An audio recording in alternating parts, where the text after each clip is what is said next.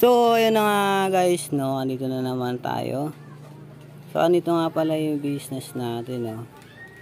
Ito yung Xbox tsaka PS3, 2-in-1 na yan. Yan. Ito naman yung Pandora box, yun, no, arcade. 8,000 games yan.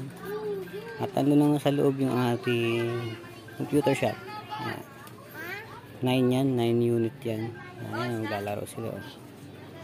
Ganito yung itsura natin pag walang pasok. Yan, laging puno yan dito. Bali ako lang gumawa ng mga hulug-hulugan na yan, box na yan. Sariling ano lang to, sariling gawa.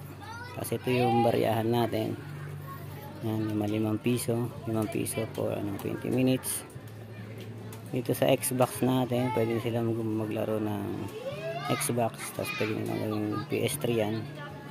2-in-1 yan, pwede nila gawin yan. Dito sa Pandora box, 8,000 games yan.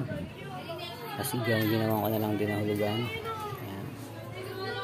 So yun nga guys, no, kung may tanong kayo kung paano natin ginawa yung mga setup na yan, pwede mag-upload ako ng mga tutorial kung paano ko na setup yung mga yan. Ayan. Tuwing walang pasok, laging ganyan, puno. Ayan, mga bata, ayan, mga batang pasaway. Ayan. Hindi may iwasan talaga yung mga makukulit. Diba? Ayan. So yun na nga guys, no, hanggang ganito na lang.